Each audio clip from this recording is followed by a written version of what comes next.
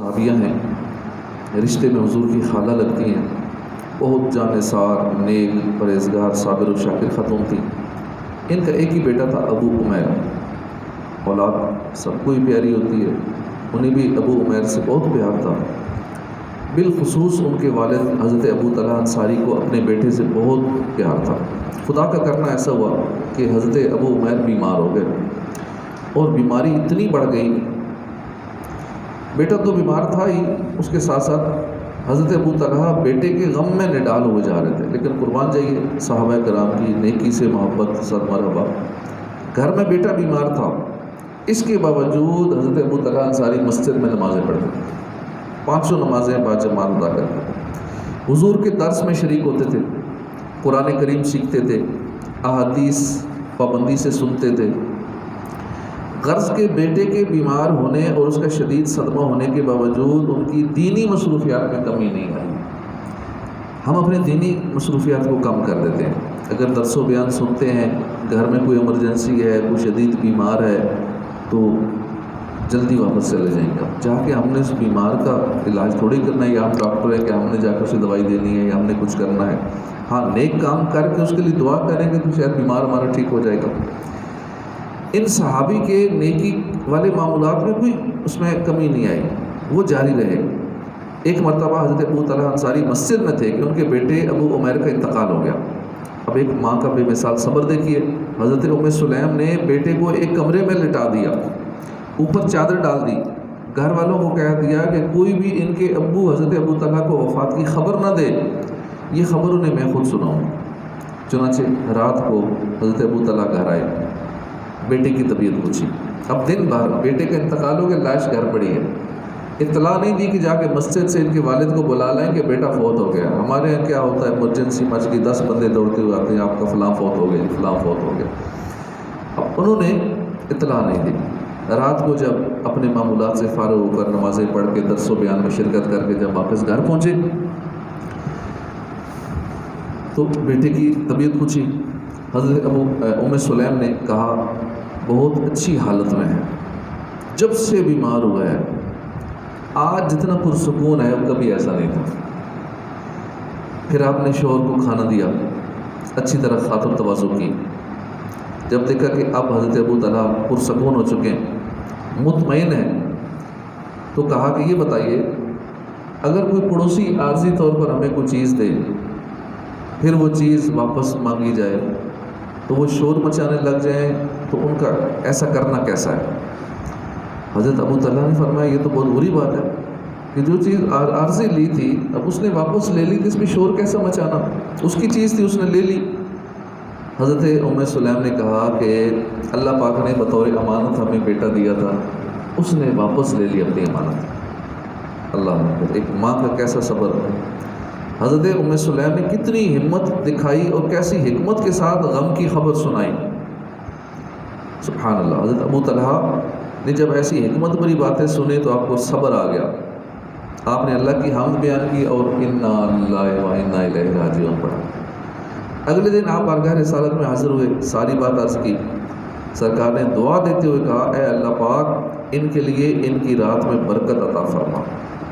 پیارے نبی کی دعا کا یہ اثر ہوا کہ اس واقعے کو ابھی 1 سال بھی پورا نہیں گزرا تھا کہ اللہ پاک نے انہیں ایک اور چاند سا بیٹا عطا فرما دیا، اس کا نام انہوں نے عبداللہ رکھا۔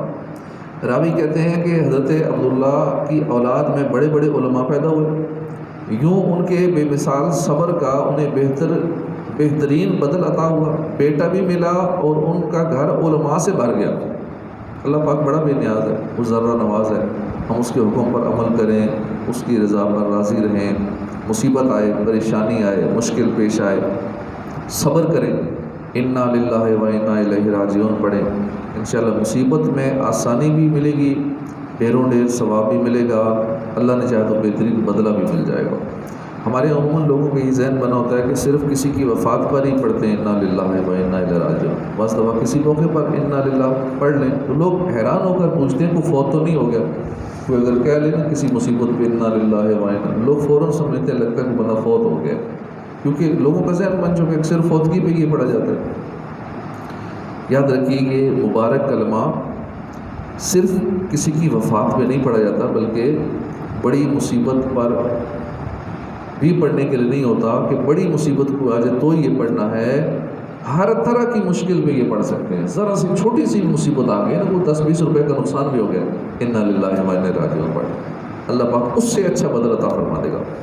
جب بھی کوئی بیماری آ جائے، قرضہ چڑھ جائے، بے روزگاری آ جائے، کوئی آفت آ جائے، چیز گم ہو جائے، کسی کی بات سن کر صدمہ پہنچے، کوئی مارے، دل دکھائے، ٹھوکر لگ جائے، گاڑی خراب ہو جائے، ٹریفک جیم ہو جائے، کاروبار میں نقصان ہو جائے، کوئی چیز ہاتھ سے گر کے ٹوٹ جائے، ایک کپ بھی ٹوٹ جائے، معمولی سے کوئی چیز ٹوٹ جائے، موبائل گم ہو جائے، کپڑا کسی چیز میں اٹک کے کپڑا پھٹ گیا، کسی قسم کی چھوٹی بڑی کوئی بھی مصیبت آئے، اس پر صبر کا گھونٹ پیتے ہوئے انا للہ و انا الیہ راجعون پڑھنے کی عادت بنا لیں۔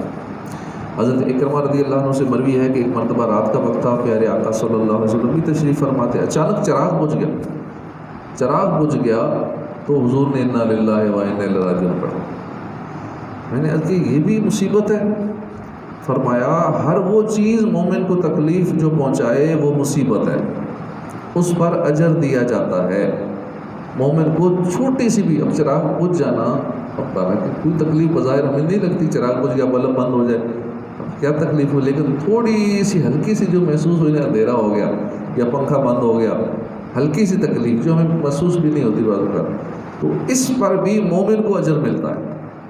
اس پہ صبر کرے۔ اب جو شور مچاتے ہیں پنکھا بند ہو گیا، لائٹ کیوں بند ہو گئی، کیوں لائٹ بند ہوئی ہے، UPS کیوں نہیں چل رہا، لوگ بے صبرے ہو جاتے ہیں، اپنا ثواب ضائع کرتے ہیں۔ تو انا للہ و انا الیہ راجعون پڑھنا چاہیے۔ مزید اس حدیث پاک سے یہ درس بھی ملتا ہے کہ اگر اچانک بجلی بند ہو جائے اس پر بھی صبر کرنا چاہیے۔ ہمارے عموماً جب بجلی بند ہو جائے بڑی بے صبری کا مظاہرہ کیا جاتا ہے، نہ جانے کیا کیا اول فول بولتے رہتے ہیں لوگ، اور بعض نادان تو بجلی فراہم کرنے والے اداروں کو گالیاں دینا شروع کر دیتے ہیں۔ اللہ پاک ہمارے حال پر رحم فرمائے۔ صبر کرنا چاہیے، اچانک بجلی بند ہو جائے انا للہ پڑھیں، انشاءاللہ ثواب نصیب ہوگا۔ راہ چلتے چلتے جوتا ٹوٹ جائے اس پہ صبر کریں، انا للہ پڑھ لیں، ثواب کمائیں۔ حضرت ابو ہریرہ رضی اللہ عنہ سے روایت ہے، سرکار علی وقار صلی اللہ علیہ وسلم نے فرمایا جب تم میں سے کسی کے جوتے کا تسمہ ٹوٹ جائے تو وہ انا للہ پڑھے، بے شک یہ بھی ایک مصیبت ہے۔ تو انا للہ و انا الیہ راجعون پڑھنے کی ایک اور بڑی اہم برکت ہے، وہ یہ کہ جب مصیبت آئی اس وقت ہم نے انا للہ پڑھا، اس پر تو انشاءاللہ ثواب ملے گا ہی ملے گا۔ اس کے ساتھ ساتھ اگر مصیبت پرانی ہو، مثلا سالوں پہلے کوئی مصیبت آئی تھی، اس وقت اس پر صبر کیا تھا، اب سالوں بعد یوں ہی بیٹھے بیٹھے یاد آ گیا کہ مجھے فلاں وقت مصیبت پیش آئی تھی، اگر بندہ اس وقت دوبارہ انا للہ پڑھ لے اب دوبارہ ثواب ملے گا، جو مصیبت کے وقت ملا تھا پھر ثواب ملے گا۔ تو اس لیے زندگی کی پچھلی مصیبتیں بھی یاد کرتے رہنا چاہیے۔ مصیبت یاد کی انا للہ پڑھ لیا، دوسری کو یاد آ گئی مصیبت انا للہ پڑھ لیا، تو اس وقت جو صبر کا ثواب ملے گا اب بھی پھر ملے گا، پھر دوبارہ پڑھتے اسی کو یاد کر کے اللہ پاک پھر ثواب عطا فرمائے گا۔ تو یہ ثواب کمانے کا ایک اور بھی طریقہ ہے، بار بار انا للہ پڑھتے رہیں مصیبتوں کو یاد کر کر۔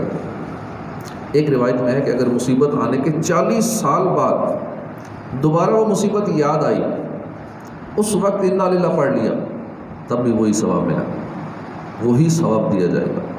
غور فرمائیے، یہ انا للہ و انا الیہ راجعون پڑھنے کی کیسی برکتیں ہیں۔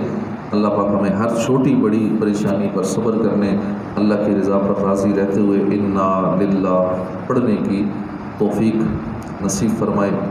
ہمارا یہ عقیدہ ہے والقدر خیرہ و شرہ من اللہ تعالی، ہر اچھی بری تقدیر اللہ کی طرف سے ہے۔ اس کا واضح مطلب یہی کہ ہمیں خوشی ملے یا غم ملے، خوشحالی آئے، پریشانی آئے، تندرستی ملے یا بیماری ملے، مالداری آئے یا غربت آ جائے، تنگ دستی آ جائے، سب کچھ اللہ کی طرف سے۔ جب یہ عقیدہ ہے والقدر خیرہ و شرہ من اللہ تعالی، تو پھر پریشانی کس بات کی؟ جب اللہ نے دی ہے اچھی چیز تو بھی شکر ہے، اگر کوئی ایسی چیز دے دی جو ہمیں نہیں پسند، کوئی بیماری مل گئی، پریشانی مل گئی، تنگ دستی مل گئی، آزمائش آ گئی، تو ٹھیک ہے، پھر بھی اللہ کا شکر ہے، اس پہ صبر کرنا چاہیے۔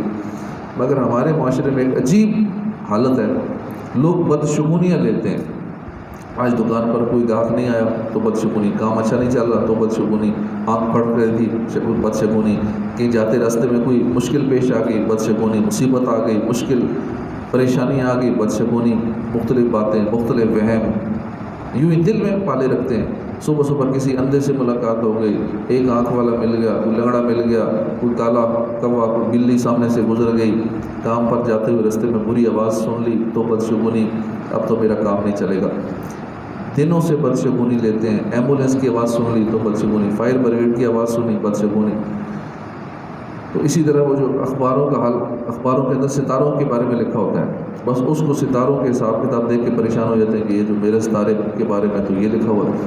بعض لوگ مہمان کی رخصتی کے بعد گھر میں جھاڑو دینے کو منحوس سمجھتے ہیں، سیدھی آنکھ پھڑ کے تو بس یقین کر لیتے ہیں کہ مصیبت آ جائے گی، عید جمعے کے دن ہو جائے تو حکومت وقت پہ بھاری سمجھتے ہیں، بلی کے رونے کی آواز سنتے ہیں کہتے ہیں منحوس ہے، مرغا دن کے وقت اذان دے تو بدفعلی میں مبتلا ہو جاتے ہیں، اسے ذبح کر دیتے ہیں، دکان سے پہلا گاہک سودا لیے بغیر چلا جائے، اب دکاندار بدشگونی لیتا ہے کہ بس پہلا گاہک ایسے ہی چلا گیا ہے، اب میری دیہڑی صحیح نہیں لگے گی۔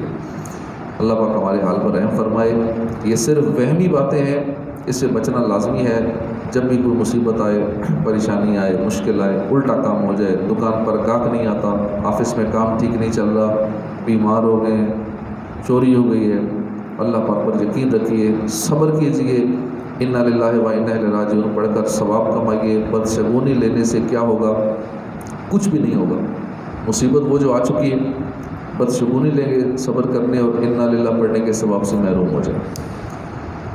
الٹا بدشگونی کا گناہ بھی ہوگا، کیونکہ بدشگونی لینا حرام ہے اور بدشگونی یہ جہنم میں لے جانے والا کام ہے۔ اللہ پاک ہمیں عمل کی توفیق عطا فرمائے، آمین بجاہ نبی الامین صلی اللہ تعالی علیہ وآلہ وسلم۔